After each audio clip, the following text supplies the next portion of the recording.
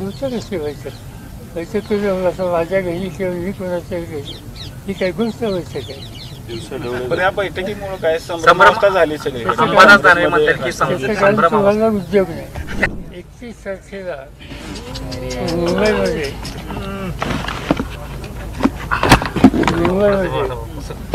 एक प्राथमिक अजेंडा ठरवायची बैठक आहे आणि 1 सप्टेंबरला सकाळी 10 वाजता मुंबईच्या हयात हॉटेलमध्ये याच्या सगळ्या नेत्यांची बैठक.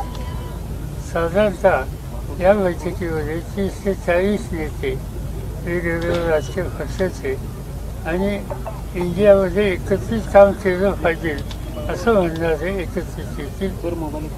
ही बैठक मी स्वतः आणि उद्धव ठाकरे आणि नाना पटोले या सगळ्यांनी आयोजित केलेली आहे. या बैठकीचं निमंत्रण आम्हा तिघांच्याकडून त्या ठिकाणी देण्यात आलेले आहे आणि अनेक प्रश्न आहेत. तर आत्ताच्या 2 बैठका झाल्या, चर्चा झाल्या. आता काही इश्यूज घेऊन त्या इश्यूजवर चर्चा करायची गरज आहे आणि त्याच्यात उद्याची नीती काय हे ठरवायची आवश्यकता आहे. त्यासाठी ही मीटिंग अत्यंत महत्त्वाची. भाजप ज्या पद्धतीनं वेगवेगळे पक्ष फोडण्याचं काम करतो तरीही इंडियाला ताकद मिळेल का? काही जनतेतून काय तुमचा कौल वाटतो? आम्हाला आमचा अनुभव असा आहे की लोकांचा चांगला प्रतिसाद आहे. फोडाफोडी सत्ताधारी पक्ष करतोय, सत्तेचा गैरवापर करतोय. माझ्या मते सामान्य लोकांना ते पसंत करतोय आणि त्याचे परिणाम ज्या वेळेला मतं देण्याच्या संबंधीची वेळ येईल त्यावेळी सामान्य लोकांकडून त्यांना सहन करावं लागते. अविश्वास ठरावावर जे उत्तर दिले नरेंद्र मोदींनी ते समाधानकारक आहे का की ज्या पद्धतीने जे इश्यू चालू आहेत देशामध्ये आणि त्याच्यावरून गदारोळ आहे? मणिपूरचा प्रश्न देशाच्या दृष्टीने अत्यंत महत्त्वाचा प्रश्न आहे. मणिपूरचा फैका मिळणारा देश आहे. तो सगळं नॉर्थ ईस्ट जो आहे तो सेन्सिटिव्ह भाग आहे.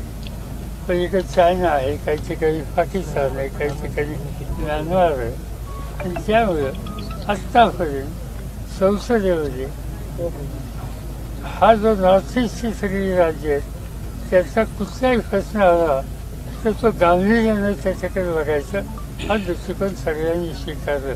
त्याच्यात राजकीय होतं ही कुणी मांडली नाही. देशाच्या हिताचं काय हे त्या ठिकाणी मांडले. सर दुर्दैवानं प्रधानमंत्र्यांनी त्या ठिकाणी त्या दिवशी जे उत्तर दिलं 2.5 तास पावणे 3 तास नक्की व्हायची नाही. पण त्या उत्तरामध्ये मणिवारच्या बद्दलचा उल्लेख नीट केला नाही, पुरेसा केला नाही आणि बाकीच्या सगळं त्यांचं जे स्पीच होतं त्या स्पीचमध्ये राजकीय प्रश्न, लोकांची दुखणी या सगळ्या गोष्टीकडे वरतून नव्हतं. राजकीय त्याच्यातून कसे हल्ले करता येतील या प्रकारची भूमिका त्यांनी केली. ही भूमिका योग्य नव्हती देशाच्या दृष्टीने. सर अजित पवार जर आपले पुतणे आहेत असं तुम्ही म्हणालात, मग गुप्त बैठक घेण्याचं काय कारण होतं? गोष्ट कशी व्हायचं तुझं असं माझ्या घरी किंवा मी कोणाच्या घरी ही काही गोष्ट व्हायचं काय. पण या बैठकीमुळे काय संभ्रमावस्था झाली सगळी. तुम्हाला उद्योग नाही.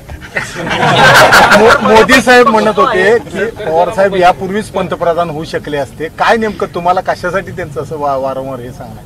त्यांचं मत त्यांनी सांगितलं. मला यांच्यावर जाऊन काय व्हायचं नाही.